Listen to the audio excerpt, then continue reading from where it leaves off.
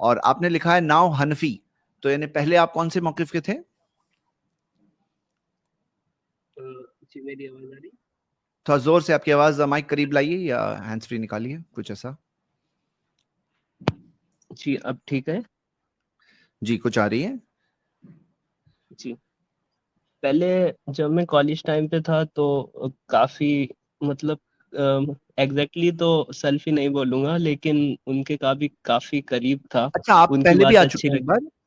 جی جی جی اچھا اچھا مجھے ایک یاد بار آ آپ رہا سے ہے. پہلے بھی جی ہاں ملاقات اس سے بھی پہلے بتائیں، ایک منٹ زید بھائی، اس سے جی بھی پہلے کیا تھے؟ وہ سلفی کے تھوڑا قریب تھے جب نا، اس سے بھی پہلے کیا تھے؟ جب آپ بول رہے ہیں نا جی کہ میں سلفی سے تھوڑا قریب تھا، ہلکا پورا نہیں کہہ سکتا، تو اس سے بھی پہلے کیا تھے آپ؟ وہ بتا دیجیے، ایک دم شروع والا بتائیے.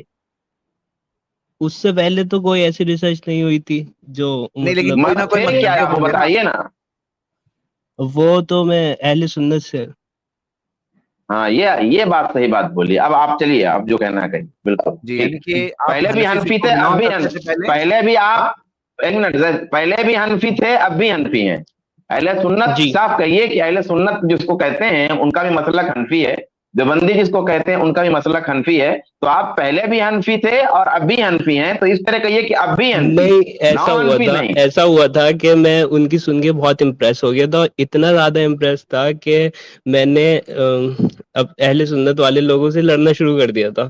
کہ مطلب لڑنا نہیں ان دا سینس کہ ان سے دلیل مانگنا، ایسی چیزیں. پھر ایک بار مجھے کوئی عالم صاحب مل گئے. ٹھیک ہے لیکن حنفی تو تو تھے یعنی نا آپ آپ. توحید کے ٹاپک پہ تو کلیئر ہو نا، اہل حدیثوں کی تعلق کی وجہ سے توحید آپ کی کلیئر ہے. آپ کس کے بارے میں بات کرنا چاہ رہے ہیں؟ نہیں، تھوڑا تقلید کے بارے میں کوشچن تھے، آپ تو اور ٹھیک ہے، اگر کبھی یعنی کہ باقی میں ٹائم سمجھتا ہوں ملے ابھی تو. آپ درگاہ پرستی وغیرہ نہیں کرتے ہیں، ہے نا؟ کب درگاہ پہ نہیں آنا نہیں چلا ہوا. نہیں لیکن ایسا تو پہلے آپ اس موقف کے تھے، آپ اہل حدیثوں کے جب قریب ہوئے تو تبھی آپ نے شرک چھوڑا تھا یا پہلے ہی چھوڑ دیے تھے؟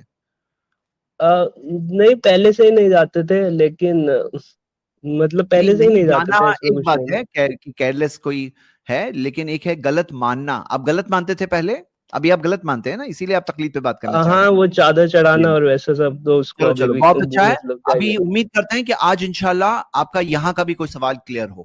تو آپ نے کہا کہ آپ کو کچھ سوال ایسے پوچھے وہ لوگوں نے، یعنی احناف نے، یعنی حنفی سائڈ جی سے آپ کو کچھ ایسے سوال پوچھے گئے، وہ سوالات کی وجہ سے آپ حنفی بن گئے.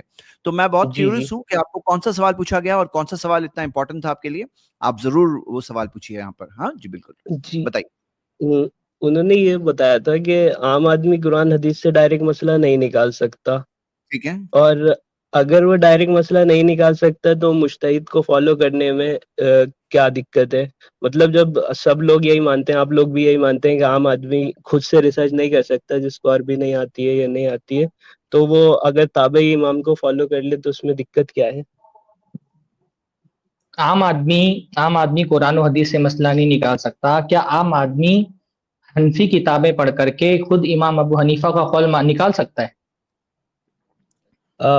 وہ ایسا قرآن و ہوتا ہے نا حدیث کہ آپ کے حساب تقلید. سے اتنی مشکل ہے، قرآن و حدیث آپ کے حساب سے اتنی مشکل ہے کہ قرآن و حدیث سے تو عام آدمی ڈائریکٹ استفادہ نہیں کر سکتا ہے، تو آپ کہتے ہیں کہ اسی لیے کسی امام کی تقلید کرنی چاہیے.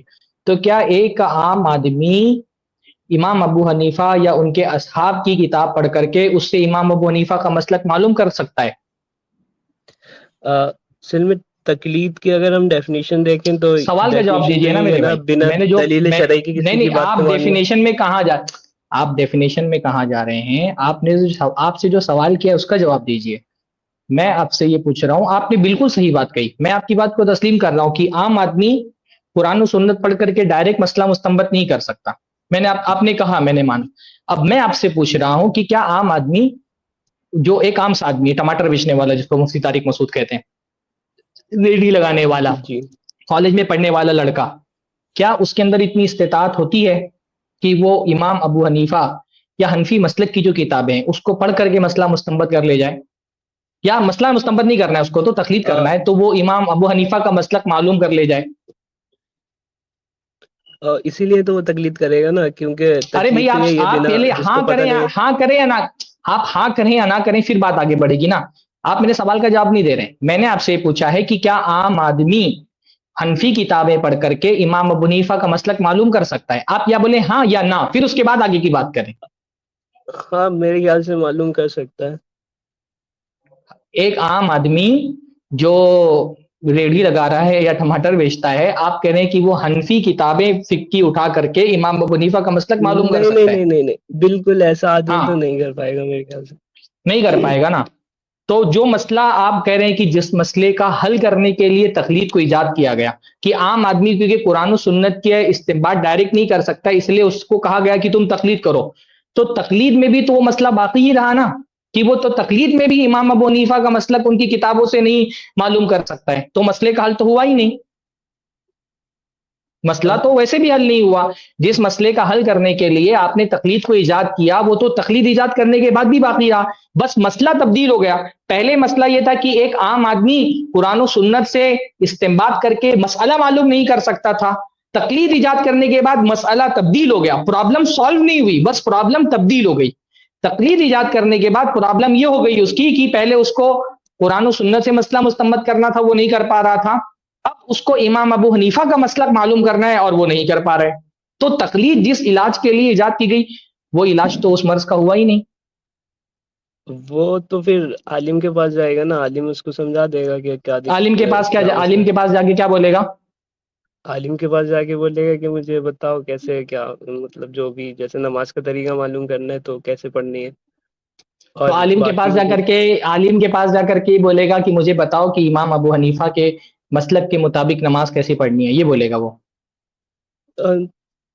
عالم کیونکہ وہ جو بھی تقلید کر رہے عالم ہیں. ہوگا وہ اس حساب سے بتا ہاں دے گا مطلب جو جس بھی بھی مطلب چاروں اگر اماموں کی مقلد ہے، تقلید کرتا ہو. اگر وہ حنفی مقلد ہے تو حنفی مقلد یہی جا کر کے بولے گا نا کہ آپ مجھے امام ابو حنیفہ کے مسلک کے مطابق بتاؤ نماز کیسی پڑھنی ہے، یہی بولے گا نا وہ مقلد جا کر جی کے اپنے جی مفتی سے، اور اس کا مفتی اس کو بتائے گا کہ امام ابو حنیفہ کے مسلک کے مطابق نماز ایسی پڑھنی ہے. ہاں. ایسا ہی ہوگا نا. تو اگر یہ اپنے مفتی کے پاس جا کر کے دیکھو، مسئلہ تو ویسے بھی اس کے پاس باقی تھا کہ وہ قرآن و سنت سے ڈائریکٹ مسئلہ مستنبط نہیں کر سکتا تھا، اس لیے اس کو مفتی کے پاس جانا پڑا.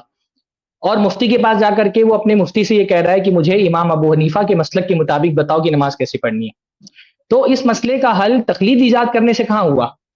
تقلید نہیں ایجاد کی جاتی اور وہ آدمی مفتی کے پاس جاتا، یہ خود تو قرآن و سنت کو نہیں سمجھ سکتا ہے، اس سے مسئلے مستنبط نہیں کر سکتا ہے، پر جو مفتی ہے وہ تو قرآن و سنت کو کے مسائل کو مستنبط کرنے یا کم سے کم اتنی صلاحیت رکھتا ہے کہ اگر کسی مسئلے میں اختلاف ہے تو دلیلوں کی بنیاد پر کون سا قول راجے ہے کون سا قول راجے نہیں ہے، اتنا سمجھنے کی صلاحیت تو وہ مفتی رکھتا ہی تھا.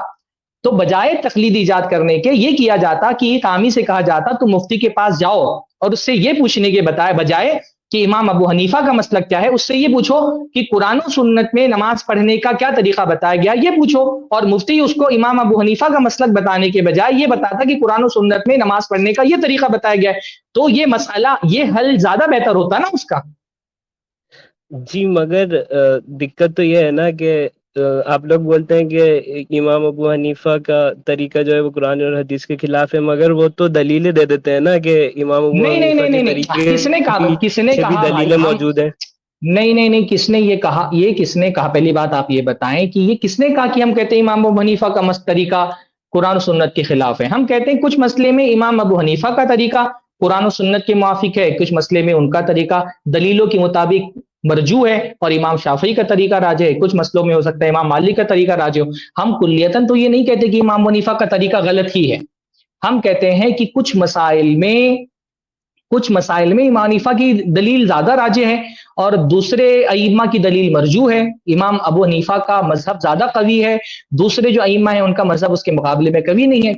کچھ مسئلوں میں ایسا بھی ہو سکتا ہے کہ امام ابو حنیفہ کی بجائے امام شافعی یا جمہور علماء کی رائے دلیل کے مطابق زیادہ راجح ہو. ہم یہ نہیں کہتے کہ امام حنیفہ کی بات غلط ہے، لیکن وہ یہ ہم دونوں نہیں یا کہتے. چاروں اماموں کی بات پہ ایک ساتھ عمل ہو نہیں سکتا نا. ایک ساتھ چاروں کی بات پر تو عمل کرنے کے لیے ہم نے کہا ہی نہیں، ہم نے کہا ہے کہ جس کی بات دلیل کے موافق زیادہ راجح ہے اس پر عمل کیا جائے. ہم نے تھوڑی کہا کہ چاروں پر ایک ساتھ عمل کیا جائے. ہم یہ کہہ رہے ہیں کہ کسی مسئلے میں جب اتفاق ہو گیا تو سب کی بات مان لو، جب اختلاف ہو گیا ہے تو یہ دیکھنے کے بجائے کہ میں اپنے امامی کی بات مانوں گا اختلاف میں، یہ دیکھ لو کہ دلیل میں کس کی بات زیادہ قوی ہے. ایک مقلد میں اور ایک اہل حدیث میں یہی فرق ہے نا کہ جب اختلاف ہوتا ہے، دیکھو جہاں پر اتفاق ہے وہاں پر تو کوئی مسئلہ ہی نہیں ہے، جہاں پر اختلاف ہے وہاں پر یہ دیکھ لیا جائے کہ دلیل کے مطابق کس کا قول زیادہ راجح ہے، اس کی بات لے لی جائے. اہل حدیث کہتا ہے راجح جس کی بات دلیل کے موافق زیادہ ہے وہ لے لو، مقلد کہتا ہے نہیں صرف اپنے امام کا قول لو. یہ فرق ہے اصل میں. सरफराज भाई दिक्कत यहाँ पे ये है कि वो आम आदमी तो दलील समझने के लायक ही नहीं था ना, तो वो कैसे समझेगा कि ये दलील जो वो दे रहे हैं ये ज्यादा कवि है या वो ज्यादा कवि थी जो हनफियों ने दी या मतलब किसी और ने भी दी। तो मतलब मेरा पूछने का मतलब ये है कि ये आम बताएं आदमी तो आप, दलील जो समझने के मुफ्ती दलील समझने के लायक है कि नहीं है? हाँ मुफ्ती तो है। मुफ्ती दलील समझने के लायक है, तो वो मुफ्ती से ये क्यों कहता है कि मेरे मसलक का फतवा बताओ? मुफ्ती से ये कहना कि दलील के मुआफिक जो ज्यादा राज है वो बताओ। उसको आपने एक हनफी मुकल्लिद को आप इस बात का पाबंद क्यों बनाते हैं कि वो जा करके अपने इमाम का मसलक पूछेगा? वो मुफ्ती से ये क्यों नहीं पूछ सकता है कि मुझे जो दलील के मुआफिक ज्यादा राज है वो बताओ? उसको आपने पाबंद क्यों बनाया है? हुआ ये तो सरफराज भाई, उन्होंने मुझे इस तरीके से समझाया कि तकलीद जो होती है वो बिना दलील शरई की किसी की बात को मानना। अगर वो मुफ्ती की बात मानेगा तब भी तकलीद तो उसकी हो जाएगी ना, क्योंकि वो बिना दलील शरई के मान रहा है। तकलीद चाहे नहीं नहीं, ऐसे देखिए करे या अभी उस मुफ्ती की करे। मैंने जो आपसे सवाल किया उसका मुझे जवाब दीजिए ताकि मेरे जहन में भी मसला क्लियर हो। देखिए आपने एक आदमी को, चलिए मैंने तस्लीम किया कि एक आमी दलील को नहीं समझ सकता तो वो मुफ्ती के पास ही जाएगा। हम मुफ्ती से इस्तिफादे का इनकार नहीं करते। उसको फिqही एतबार से, इस्तिलाही एतबार से तकलीद कहा ना जाए या ना कहा जाए वो सिर्फ एक लफ्जी इख्तिलाफ है। हम दोनों इस बात पर मुत्तफिक हैं, आप भी मुत्तफिक हैं, मैं भी मुत्तफिक हूं कि आमी आदमी मुफ्ती से जाकर के सवाल करेगा। इस पे ना मेरा इख्तिलाफ है ना आपका इख्तिलाफ है। इख्तिलाफ किस जी बात पर है कि जा करके सवाल क्या करेगा। इख्तिलाफ इस बात पर है कि मुफ्ती से जाकर के सवाल क्या करेगा। मैं एक अहले हदीस होने की हैसियत से ये कहता हूं कि जब वो मुफ्ती के पास जाएगा तो वो ये कहेगा कि मुझे दलील के मुआफिक सही मसला बताएं। और आप मुकल्लिद होने की हैसियत से ये कह रहे हैं कि वो जब जाएगा अपने मुफ्ती के पास तो अपने मुफ्ती से ये कहेगा कि मुझे मेरे इमाम के मुताबिक फतवा दो। अब मैं ये कह रहा हूं भाई, आप मुझसे पूछे ना कि आपने एक आमी को ये क्यों कहा कि वो दलील के मुआफिक फतवा तलब करे, तो मैं कहूंगा क्योंकि दलील की इत्तिबा का अल्लाह उसके रसूल सल्लल्लाहु अलैहि वसल्लम की इताअत का हुक्म दिया गया है। तो जितना उसके अंदर इल्मी इस्तिताअत है उतना वो कोशिश करेगा कि मैं अल्लाह उसके रसूल की इस्तिताअत करूं। अब उसके अंदर तहकीक की उतनी इस्तिताअत तो नहीं है, पर इतनी इस्तिताअत है, वो कुरान और सुन्नत से डायरेक्ट मसला मुस्तंबत नहीं कर सकता, उसमें वो महरूम है, इस वजह से मजबूरी में उसको मुफ्ती के पास जाना पड़ रहा है। पर उसके अंदर इतनी इस्तिताअत तो थी ना कि जो मुफ्ती कुरान और सुन्नत से मसला मुस्तंबत कर सकता है, या फिर ये कि अगर किसी मसले में इख्तिलाफ है तो उस इख्तिलाफ में वो दलीलों की कुव्वत और ताकत को जांच सकता है, तो वो जा करके अपनी इस्तिताअत के मुताबिक कोशिश करे कि मैं दलील ही की इत्तिबा करूं। तो वो मुफ्ती से जाकर के कह रहा है बराह करम मुझे कुरान और सुन्नत की रोशनी में मेरे मसले का हल बताए, क्योंकि कुरान और सुन्नत की इत्तिबा का अल्लाह ने हुक्म दिया है। तो हम जो चीज वाजिब कर रहे हैं मुस्तफ्ती पर उसकी हम दलील दे रहे हैं। आप कह रहे हैं कि नहीं, वो जो एक बंदा है आमी, वो जब मुफ्ती के पास जाएगा तो वो दलील के मुआफिक मसला नहीं पूछेगा बल्कि अपना मसलक वजाहत करेगा कि मैं हनफी मसलक का हूं और बराह करम मुझे हनफी मसलक के मुताबिक फतवा बताओ। शाफई आमी है, वो शाफई मुफ्ती के पास जाएगा तो वो शाफई मुफ्ती से कहेगा बराह करम मुझे शाफई मसलक के मुताबिक फतवा बताओ। तो ये जो आपने एक आमी पर एक मजहब को पाबंद रहने का फरीजा आयद कर दिया कि वो अपने मजहब से बाहर नहीं जा सकता, इसकी क्या दलील है? वो सरफराज भाई एक एक एक मजहब पे इस वजह से रहा जाता है क्योंकि दो एक साथ फॉलो नहीं किए जा सकते। जैसे मान लिए इमाम अबू हनीफा और इमाम शाफई का मानते हैं, एक एग्जांपल छोटा सा, जैसे वजू का मसला है तो इमाम अबू हनीफा के उसमें फिक्र में वो 1/4 सर का वजू मतलब 1/4 सर का मसा फर्ज है, और इमाम शाफई के फिक्र में 3 बाल का भी वजू हो जाएगा। तो अगर इमाम शाफई वाले तरीके से वजू कर रहा है तो इमाम अबू हनीफा के नजदीक उसका वजू नहीं हुआ। ये जैसे असर की नमाज का मसला है, वो इमाम शाफी वाले मसले फिक्र में जल्दी शुरू हो जाती है और इमाम अबू हनीफा वाले फिक्र में थोड़ी देर से शुरू होती है असर का टाइम, और दोनों के पास अपनी अपनी दलीलें मौजूद हैं। दोनों दलीलें दोनों तरफ से दे देते हैं, तो इसमें आम आदमी क्या करेगा? फिर तो किसी एक को सेलेक्ट करना पड़ेगा ना। तो हम भी तो यही बोल रहे हैं कि एक मसले में अगर किसी एक को सिलेक्ट किया तो उस पर यह क्यों लाजिम किया जा रहा है कि हर मसले में उसी को सिलेक्ट करेगा? मान लो भाई कि फजर के मसले में उसको इमाम अबू हनीफा का امام جو ہے عصر کے مسئلے میں اس کو امام ابو حنیفہ کا مسلک زیادہ صحیح لگ رہا ہے، تو اس پر یہ کیوں لازم ہے کہ فجر کے مسئلے میں بھی وہ امام ابو حنیفہ ہی کے مسلک کو فالو کرے؟ ایسا کیوں نہیں ہو سکتا؟ مطلب اس میں کیا غلط ہے؟ جیسے اہل حدیث کے یہاں پر کسی مسئلے میں جیسے عروع کے مسئلے میں جیسے بھی میں نے بتایا کہ حالت 3 حیض کا انتظار کرے گی یا 3 طہر کا انتظار کرے گی، تو ایک مسئلے میں ہم کو امام ابو حنیفہ کی رائے زیادہ صحیح لگتی ہے، تو اس مسئلے میں ہم نے امام ابو حنیفہ کی رائے لے لی۔ اگر ایک مسئلے میں نے امام ابو حنیفہ کی رائے لی تو یہ کیوں لازم ہے کہ ہر مسئلے میں ان کی رائے لوں، چاہے دلیل اس کے خلاف کتنی بڑی کیوں نہ ہو؟ یہ کیوں لازم ہے مجھ پر؟ ٹھیک ہے، ایک ہی مسئلے میں آپ اگر ایک ہی مسئلے میں آپ بول رہے ہیں کہ ایک مسئلے میں 2 الگ الگ ائمہ کو فالو نہیں کر سکتا ہے، بات سمجھ میں آتی ہے۔ اگر 2 ائمہ کو فالو نہیں بھی کر سکتا ہے تو بھی وہ چوز کس بنیاد پر کر رہا ہے؟ یعنی ایک مسئلے میں امام ابو حنیفہ کو چھوڑ کر کے امام شافعی کو لے رہا ہے، اور ایک مسئلے میں تو امام شافعی کو کیوں لے رہا ہے؟ وہ اس مسئلے میں اس نے امام ابو حنیفہ کو کیوں چھوڑا ہے؟ صرف اس وجہ سے کیونکہ وہ شافعی ہے؟ یہ میں آپ کا سوال نوٹ کر لیتا ہوں، ایک بار میں ان سے بھی پوچھ لوں گا، پھر اگر آگے آپ اچھا ایک سوال یہ پوچھیے، دیکھیے ہم کیا کہتے ہیں، ہم کہتے ہیں کہ کسی مسئلے میں جہاں پر آپ کو 2 میں سے کسی ایک امام سے آپ کی ایک ہی امام کی رائے آپ کو لینی ہے، ہم یہ کہتے ہیں کہ اس میں آپ کا جو انتخاب ہے اس کی بنیاد میرا مسلک نہیں، قرآن و سنت ہونا چاہیے۔ آپ اپنی حد تک کوشش کریں کہ میں دلیل کو فالو کروں۔ آپ پر اللہ تعالیٰ نے اپنی استطاعت بھر تحقیق اللہ تعالیٰ نے واجب کی ہے، جہاں آپ کی تحقیق استطاعت نہیں رہ جاتی ہے وہاں اللہ رب العالمین نے آپ پر کوئی چیز واجب نہیں کی ہے۔ بھائی مجبوری میں تو انسان کے لیے مردار کھانا بھی حلال ہے، لیکن اگر کسی کے پاس اتنی طاقت ہے تحقیق کی کہ کم سے کم میں اپنے مفتی سے جا کر کے بول دوں کہ بھائی مجھ کو دلیل کے مطابق فتویٰ دینا، کسی امام کے مسلک کے مطابق فتویٰ نہیں دینا، تو میں اپنی حد تک کہ میری اتنی استطاعت کی میں نے اتنی تحقیق کی، اس سے آگے کہ اللہ تعالیٰ نے مجھ پر واجب نہیں کی۔ دوسرا سوال میرا یہ ہے کہ اگر ایک مسئلے میں مان لی کہ میں نے امام ابو حنیفہ کی رائے لے لی اور ان کا مسلک میں نے لے لیا، تو مجھ پر یہ کیوں لازم ہے کہ ہر مسلک میں امام ابو حنیفہ ہی کی رائے لوں گا اور ان کے مسلک کے باہر ہی نہیں جا سکتا؟ یہ کس نے مجھ پر واجب کیا ہے؟ ایک عامی کی حیثیت سے مجھ پر کس نے واجب کیا ہے؟ یہ میں اگر آپ نیکسٹ ٹائم موقع دیں گے تو میں بہتر ہے، بہت اچھی بات ہے، بہت اچھی بات آپ سے ہوئی الحمدللہ، اللہ تعالیٰ خوب برکت دے۔ میں انتظار کروں گا انشاءاللہ تعالیٰ، اگر اگلے منگل کو میں موجود رہا، میں سفر پر ہوں، کنفرم نہیں بتا سکتا ہوں، لیکن میں موجود رہا تو ہم لوگ انشاءاللہ ان 2 سوالوں پر اپنے گفتگو کا اگلی مرتبہ آغاز کریں گے۔ میں بہت دل سے خوشی ہوئی کہ ہم لوگ اتنی نرمی سے بات کی، آپ نے بھی بہت سمجھداری کا ثبوت دیا۔ دیکھیے ہمارے پاس جو بات کرنے کے لیے آتا ہے نا اس سے ہم بات کرتے ہیں، جو مناظرہ کرنے کے لیے آتا ہے اس سے مناظرہ کرتے ہیں۔ آپ افہام و تفہیم کے لہجے میں بات کر رہے تھے تو بہت اچھی بات ہوئی الحمدللہ، اللہ تعالیٰ خوب برکت دے۔ بارک اللہ فیکم۔ جزاک اللہ خیرہ، بارک اللہ فیک، شکریہ۔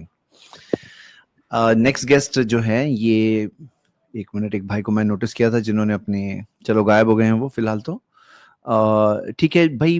ایک صاحب کہہ رہے ہیں کہ اہل حدیث بغیر پہندی کے لوٹے ہیں، کبھی ادھر کبھی ادھر کمنٹ پہ ایک صاحب نے لکھا ہے بھائی اگر ایک مسلک میں ایک امام کے قول کو چھوڑ کر کے دوسرے امام کے قول کو لینا ہے، اس کو بغیر پہندی کا لوٹا ہونا کہتے ہیں، تو آپ بھی تو اپنے مسلک کے اندر بغیر پہندی کے لوٹے ہیں۔ میں 10 مسائل آپ کو بتاؤں جس میں امام ابو حنیفہ کی رائے الگ ہے، اور اس مسئلے میں آپ امام ابو حنیفہ کو چھوڑ کر کے امام صاحبین کی رائے لیتے ہیں، تو آپ بھی بغیر پہندی کے لوٹے ہیں۔ چہرے کے پردے کے بارے میں ذرا معلوم کریں کہ امام ابو حنیفہ کی رائے کیا ہے، اور دیکھیں کہ آپ کے علماء کس کی رائے پر فتویٰ دیتے ہیں۔ امام ابو حنیفہ کا چہرے کا پردہ نہیں ہے، تو آپ اپنی عورتوں کو کل سے چہرے کا پردہ کروانا منع کر دیں، کہہ دیں کہ واجب نہیں ہے، مستحب ہے۔ اگر آپ اپنے مسلک کے اندر رہ کر کے بغیر پہندے کا لوٹا بن سکتے ہیں، 10 مسائل ہیں۔ ابھی جمعہ کے خطبے کے بارے میں نے بتایا کہ جمعہ کا خطبہ غیر عربی زبان میں ہو سکتا ہے، اس پہ امام ابو حنیفہ کی رائے یہی ہے کہ غیر عربی زبان میں، اگرچہ کہ وہ قادر بھی ہو عربی بولنے پر، پھر بھی غیر عربی زبان میں وہ جمعہ کو خطبہ دے سکتا ہے۔ امام ابو حنیفہ کی رائے یہ ہے، لیکن احناف جو ہے اس رائے کو چھوڑ کر کے صاحبین کا فتویٰ لیتے ہیں، اور کتنے مسائل میں صاحبین کی رائے چھوڑ کر کے امام حنیفہ کا فتویٰ لے لیتے ہیں۔ ابھی پچھلی مرتبہ جو مسئلہ چھیڑا تھا عصر کی نماز کا، کہ وقت کا مسئلہ، اس میں صاحبین کی رائے کی عصر کی نماز ایک مثل پر ہو جاتی ہے، تو اس میں آپ چھوڑ کر کے اپنے صاحبین کو اور امام ابو حنیفہ کا فتویٰ لے لیتے ہیں۔ گستاخی رسول کی سزا قتل ہے کہ نہیں؟ امام حنیفہ کی رائے کی وہ قتل نہیں ہے، گستاخی رسول کی سزا قتل نہیں ہے۔ وہ کہتے ہیں کہ کافر کو قتل نہیں کیا جا سکتا ہے، تو گستاخی تو اس سے کم تر جرم ہے، تو اس کو کیوں قتل کیا جائے گا؟ لیکن دوسرے آپ کے ائمہ کے رائے کی روشنی میں گستاخی رسول کو قتل کی سزا حنفی علماء دیتے ہیں۔ تو اگر اس وجہ سے کہ ہم بعض مجتہدین کی رائے دلیل کی بنیاد پر چھوڑ کر کے دوسرے مجتہدین کی رائے لے لیتے ہیں، آپ ہم کو بغیر پہندے کا لوٹا بول رہے ہیں، تو یہ بغیر پہندے کے لوٹے آپ بھی ہیں بھائی۔ آپ بھی اپنے مسلک کے درمیان رہ کر کے کبھی امام حنیفہ کو لے لیتے ہیں، کبھی امام ابو یوسف کو لیتے ہیں، کبھی محمد بن حسن الشیبانی کو لے لیتے ہیں۔ تو اس کا جواب دینا بھی، کمنٹ میں جواب دینا، میں پڑھوں گا تھوڑی دیر میں، آپ کیا کمنٹ میں جواب دیتے ہیں۔ یا ان کے لیے اسٹریم کھول دیجیے, آ جائیں میرے پاس ہیں, ابھی 10-15 منٹ بات ہی کر لیں ان سے.